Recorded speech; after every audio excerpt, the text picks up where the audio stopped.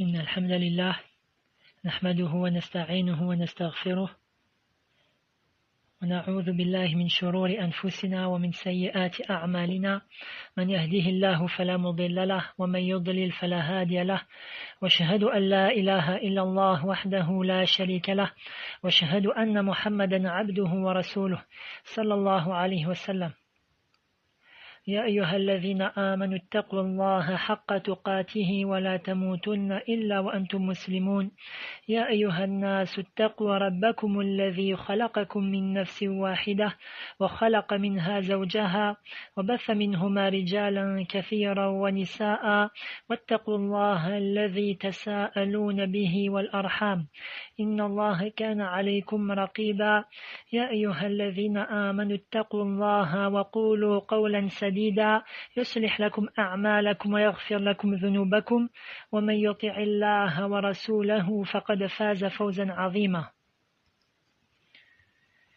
أما بعد فإن أصدق الحديث كتاب الله وخير الهدي هدي محمد صلى الله عليه وسلم وشر الأمور محدثاتها وكل محدثة بدعة وكل بدعة ضلالة وكل ضلالة في النار. Nous sommes donc arrivés au quatrième fondement. Ceci est le 8e cours de l'explication des 6 fondements et nous sommes arrivés au 4e fondement. L'auteur dit, donc je lis en premier lieu en arabe, الأصل الرابع بيان العلم والعلماء والفقه والفقهاء وبيان من تشبه منهم وبيان من تشبه بهم وليس منهم وقد بين الله هذا الأصل في أول سورة البقرة من قوله يا بني إسرائيل اذكروا نعمتي التي أنعمت عليكم وأوفوا بعهدي أوف بعهدكم إلى قوله يا بني إسرائيل اذكروا نعمتي التي أنعمت عليكم وأني فضلتكم على العالمين ويزيده وضوحا ما صرحت به السنة في هذا الكلام الكثير البين الواضح للعام البليد ثم صار هذا أغرب الأشياء وصار العلم والفقه هو البدع والضلالات وخيار ما عندهم لبس الحق بالباطل وصار العلم الذي فرضه الله تعالى على الخلق ومدحه لا يتفوه به إلا زنديق أو مجنون وصار من أنكره وعاداه وصنف في تحذير منه والنهي عنه هو الفقيه العالم. Je traduis en premier lieu. L'auteur dit rahimahullah ta'ala, le 4e fondement, la mise en évidence de la science et des savants, de l'érudition religieuse et des érudits, on peut traduire par de la jurisprudence et des jurisconsultes, et la mise en évidence de ceux qui se font passer ou que ceux qui se font ressembler à eux, mais qui n'en font pas partie. Allah a indiqué ce fondement au début de Surat la Vache, dans sa parole, donc sens de traduction, ô enfants d'Israël, rappelez-vous mon bienfait dont je vous ai comblé. Si vous tenez vos engagements vis-à-vis de moi, je tiendrai mon engagement vis-à-vis de vous. Et c'est moi que vous devez redouter. Jusqu'à sa parole, ô enfants d'Israël, rappelez-vous mon bienfait dont je vous ai comblé. Rappelez-vous que je vous ai préféré à tous les peuples de l'époque. Entre parenthèses, de l'époque. Ensuite, l'auteur dit, ce principe est d'autant plus net que la sunna apporte des explications claires, même au plus simple d'esprit des gens du commun. Il arriva par la suite que cela devint une chose des plus étranges, au point où la science et l'érudition religieuse est considérée comme l'innovation et l'égarement. Le mieux qui émane de eux est de dissimuler le faux sous l'apparence de la vérité. Désormais, seul un fou ou un hérétique parle de la science, qu'Allah le Très-Haut a légiféré aux serviteurs et qu'il a loué. Tandis que celui qui réprimande la science religieuse et prend une attitude hostile vis-à-vis d'elle, et écrit des ouvrages mettant en garde contre elle, et en l'interdisant, c'est lui qui est considéré le savant jurisconsulte. Fin de cette traduction, Allah al-Musta'an. Donc, on voit que l'auteur cite un certain nombre de choses et dénigre à quel point les vérités sont devenues, pour beaucoup, le faux. Et le faux est devenu la vérité. La science légiférée, ainsi que les ulama, les savants, donc je rentre dans l'explication. La science légiférée ainsi que les ulama, les savants, dans la religion, ont une immense place et une grande importance en islam. Et j'ai pu évoquer à ce propos, par la grâce d'Allah, dans 4 cours que j'ai nommé l'importance de la science. Vous pouvez revenir vers ces cours, vous les trouvez sur la chaîne, Inch'Allah. Et j'aimerais ici ajouter, ne serait-ce qu'un seul hadith sur l'importance de la science. Ce qu'a rapporté l'imam Muslim عن أبي هريرة رضي الله عنه أن رسول الله صلى الله عليه وسلم قال إذا مات الإنسان انقطع عمله إلا من 3 إلا من صدقة جارية أو علم ينتفع به أو ولد صالح يدعو له. Le prophète sallallahu alayhi wa sallam dit dans le sens de ce hadith, lorsque l'homme meurt, ses actions s'arrêtent, si ce n'est 3. L'aumône continue, ou une science dont les gens profitent, ou un enfant vertueux qui invoque Allah pour lui. Donc fin du hadith. Un enfant vertueux qui invoque Allah pour lui, c'est-à-dire qu'après qu'il meurt, il a laissé derrière lui un enfant, et cet enfant-là invoque le pardon d'Allah, la miséricorde d'Allah pour ce défunt-là. L'aumône, ce qu'on appelle sadaqatu jariyah, l'aumône continue, c'est-elle le fait de construire un puits, ou une mosquée, ou un hôpital, ou autre. De sorte que ce qu'il a laissé continue à lui apporter des hasanat, même après sa mort. Car tant que ce qu'il a laissé, par exemple, s'il a construit un puits, tant que les gens ils s'abreuvent de cette eau-là, alors il a des hasanat, des bonnes actions. C'est bien sûr, il a fait cela pour Allah Azza wa Jal seul. Ou une science dont les gens profitent. C'est-à-dire que les gens, ils puisent de cette science-là. Ils profitent de cette science-là. Ils la mettent en application dans leur vie et autres. Et pour citer une chose qui montre, encore une fois, la valeur de la science à travers ce hadith, et la valeur de la diffusion de la science, ce que Cheikh Al-Fawzan, Salih Al-Fawzan, Sheikhuna Hafidhahuma Ta'ala, a dit. Donc j'ai dit le sens. Il dit, j'ai pu entendre, Cheikh Al-Fawzan dit, j'ai pu entendre dire notre Cheikh Mohammed Ali Sheikh, Rahimahuma Ta'ala, Mohammed ibn Ibrahim Ali Sheikh, à la faculté de Sharia, dire, l'enfant vertueux meurt. Et ainsi, il n'invoque plus pour son père une fois qu'il est mort. De plus, que l'aumône continue vient un jour à disparaître. Je fais une petite parenthèse, par exemple, lorsque le jour où il n'y aura plus d'eau dans le puits, alors ce puits-là, il va disparaître.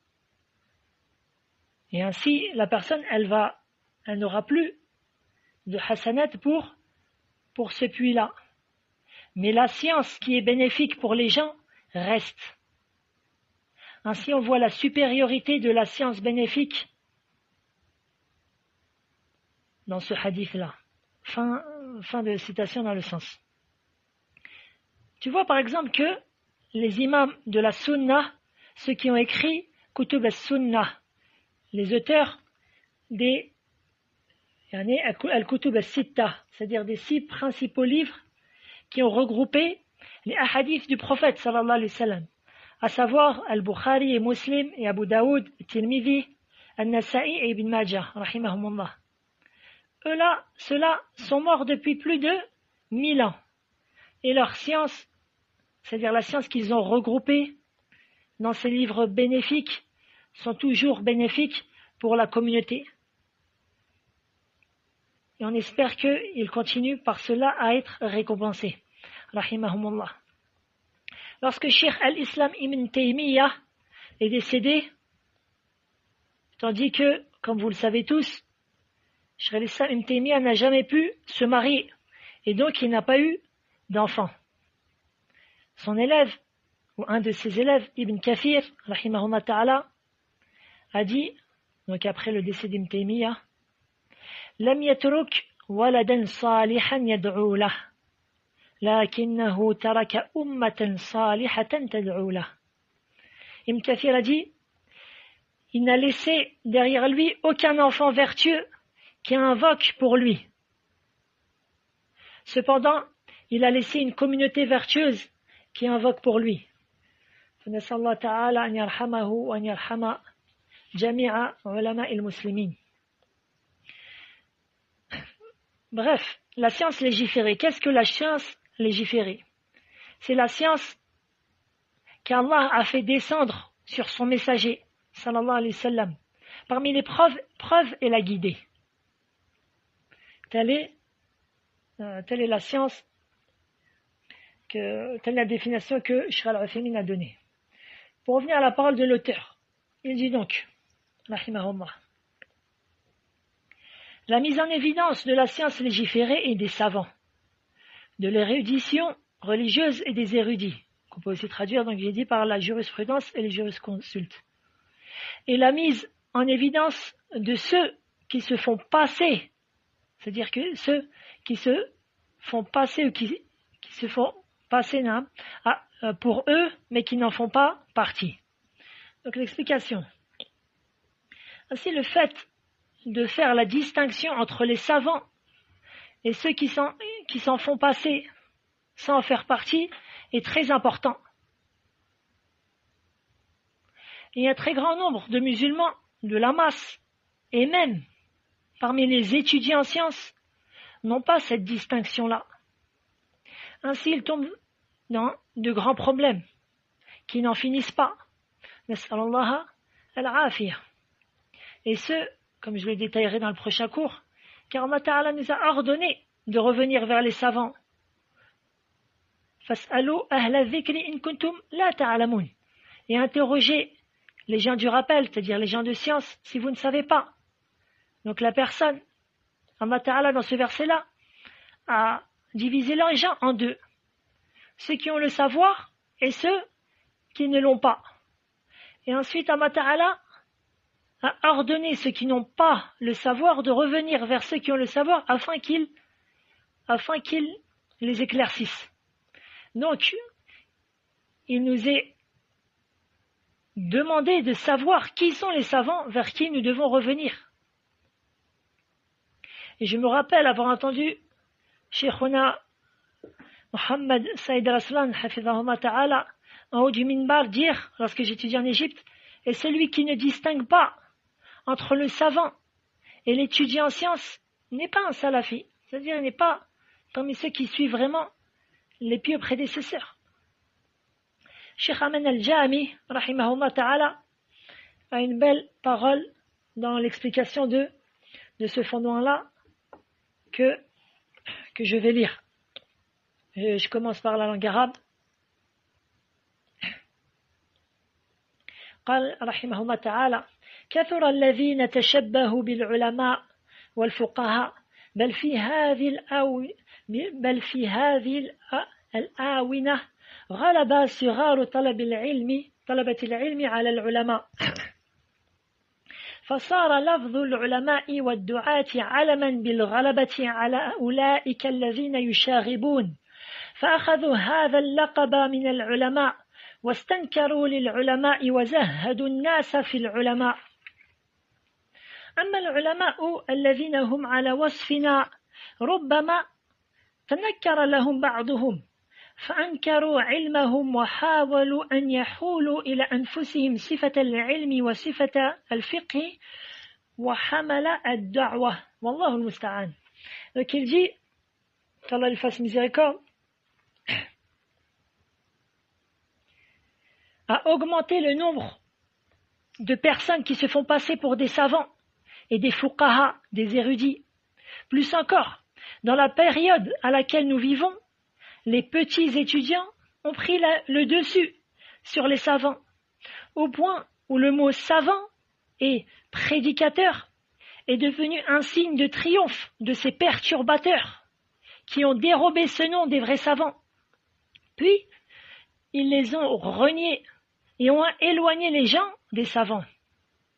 Tandis que les vrais savants, comme nous les avons décrits, donc il les a décrits avant cela, leur description va venir, Inch'Allah. Comme nous les avons décrits, certains d'entre ceux-là, c'est-à-dire ces perturbateurs-là, certains d'entre ceux-là les ont reniés et ils ont dénigré leur science et ils ont tout fait pour qu'ils soient désignés de ces attributs. C'est-à-dire que ces étudiants-là prennent ces attributs-là. Celui de la science, Shirmandi, de la science et de la jurisprudence et de ceux qui portent la da'wa, la prédication. Wallahu al-musta'an. Fin de traduction. Et ce qui est étonnant, c'est que Cheikh Aman est décédé depuis plus de 20 ans. Mais tu vois que l'histoire ne cesse de se répéter. Tu voyais encore, avant le corona, des élèves, au lieu de s'asseoir devant Cheikh Abdel Mohsin Al-Abbad, qui est le muhaddith de Médine, à la mosquée du prophète, sallallahu alayhi wa sallam, entre le Maghrib et l'Isha, ou encore s'asseoir devant Cheikh Ali Nasser Al-Faqih, qui fait partie des grands savants lui aussi. Tu les voyais courir à droite et à gauche pour aller dans des cours de certains étudiants. Ou ceux qui passaient leur temps à la bibliothèque de la mosquée du prophète, sallallahu alayhi wa sallam. Subhanallah. Les tabi'in, c'est-à-dire les successeurs, s'asseyaient les uns les autres. Cependant, lorsqu'ils trouvaient ce qu'on appelle dans la science du hadith sirar al-sahabi, c'est-à-dire un petit compagnon, alors ils délaissaient leur assise pour s'asseoir devant ce sirar al-sahabi, ce petit compagnon. Cependant, s'ils trouvaient un kibar al-sahabi, c'est-à-dire un grand compagnon, alors ils délaissaient l'assise précitée pour s'asseoir devant le grand compagnon. Et les compagnons, radiallahu anhum, s'asseyaient les uns les autres. Cependant, quand le prophète sallallahu alayhi wa sallam était présent, alors ils délaissaient leur assise pour s'asseoir avec lui ou devant lui. Et c'est ainsi que le musulman cherche, surtout s'il est étudiant en sciences, à s'asseoir avec les plus grands savants de son époque. Wa billahi at-tawfiq. Et Allah Ta'ala, c'est lui qui accorde la réussite. Ensuite, une question importante, à savoir, qui est le vrai savant? Qui est le vrai savant? Et comme description, je lirai ce qu'a dit Sheikhuna Ubayd al-Jabiri, hafidhahullah ta'ala, qui est court et clair. Il dit, en arabe en premier lieu, Al-alimu huwa man yufaqihu an-nas fi dinillah min kitabillah wa min sunnati rasulillah sallallahu alayhi wa sallam huwa alladhi yubayyinu lin-nas dinahum wa yubassirahum min al-Qur'ani wa min hadith an-nabi sallallahu alayhi wa sallam وفق فهم السلف الصالح وأما من يأتي الناس بالحكايات والقصص فهذا ليس بعالم العالم هو الذي يقول للناس قال الله وقال رسوله هذا هو العالم الحق وهو العالم الرباني يعلم الناس صغار المسائل قبل كبارها يربي الناس كما كان رسول الله صلى الله عليه وسلم مع أصحابه. Donc, Cheikh dit, le savant est celui qui instruit les gens dans la religion d'Allah à travers le livre d'Allah et la sunna du messager d'Allah sallallahu alayhi wa sallam, celui qui éclaircit aux gens leur religion, qui les éclaircit à travers le Coran et les hadiths du prophète sallallahu alayhi wa sallam, selon la compréhension des pieux prédécesseurs. Tandis que ceux qui se rendent chez les gens avec des histoires et des récits, celui-ci n'est pas un savant. Le savant est celui qui dit « Allah a dit »,« le messager a dit ». Tel est le vrai savant. Et c'est lui, le savant éducateur. Il enseigne aux gens les petites questions religieuses avant les grandes. Avant les grandes, il éduque les gens comme le faisait le prophète sallallahu alayhi wa sallam avec ses compagnons. Fin de citation. C'est-à-dire, les petites questions religieuses avant les grandes, c'est-à-dire, il avance de manière graduée, petit à petit, en ordre d'importance. En expliquant par exemple les petits livres avant d'entrer dans les très gros livres. Ensuite, bien sûr, il y a des caractéristiques qui sont plus pointues, qui nous permettent de distinguer entre celui qui est un savant et celui qui n'en fait pas partie, qu'on trouve à la fin des livres de Usul al-Fiqh, les bases de la jurisprudence, dans le chapitre Al-Ijtihad wa al-Taqlid, l'effort d'interprétation et le suivi aveugle. Cependant, ce sont des choses trop compliquées pour être expliquées, c'est-à-dire dans ce cours. Ceci viendra en son temps, Inch'Allah. Et parmi les façons, justement, de distinguer les savants, bitazkiyati ahli al-ilm lahu, c'est-à-dire par les recommandations des savants. C'est-à-dire, lorsque les savants disent « un tel est un savant », car, de par leur science et leur expérience, ils savent faire la distinction entre celui qui est un savant et celui qui n'en est pas.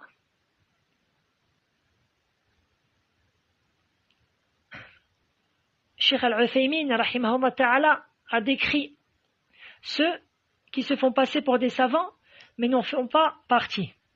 Il dit, rahimahullah, وَلَيْسَ مِنْهُمْ يَتَشَبَّهُ بِهِمْ في المظهر والمنظر والمقال والفعال لكنه ليس منهم في النصيحة للخلق وإرادة الحق فخيار ما عنده أن يلبس الحق بالباطل ويصوغه بعبارات مزخرفة يحسبه الظمآن ماء حتى إذا جاءه لم يجده شيئا بل هو البدع والضلالات الذي يظنه بعض الناس هو العلم والفقه وأن ما سواه لا يتفوه به إلا زنديق أو مجنون. Donc, Cheikh Al-Uthaymin nous décrit ces gens-là en disant ceux qui se font passer pour des savants mais qui n'en font pas partie, donc dans leur habit et dans ce qu'ils montrent d'eux, c'est-à-dire leur apparence, dans leurs paroles et leurs actes. Cependant, ils ne font pas partie de eux, dans leurs conseils qu'ils portent aux créatures, cependant, il ne fait pas partie d'eux dans le conseil qu'ils portent aux créatures, ni dans sa quête de la vérité. Ainsi, le mieux qui émane de lui est de dissimuler le faux sous l'apparence du vrai, qu'il aiguise par des tournures enjolivées. Celui-ci que l'assoiffé prend pour de l'eau, puis, quand il arrive, il s'aperçoit que ce n'était rien. mais c'est plutôt les innovations et les égarements dont certains pensent que ceci est la science et la jurisprudence, et que personne ne s'exprime par autre que cela, si ce n'est l'hérétique ou le fou. Wallahu al-musta'an. Wallahu al-musta'an. J'espère que ceci est clair, et ainsi nous avons expliqué la moitié de ce fondement-là. Et pour pas faire trop long, je me limite à cela. Nous finirons ce fondement-là dans le prochain cours. Wallahu a'la wa a'lam. Sallallahu sallam ala nabiyyina Muhammadin wa ala alihi wa sahbihi wa man ihtada bihudah. Subhanak Allahumma bihamdik. Ashhadu an la ilaha illa ant. Astaghfiruka wa atubu ilayk.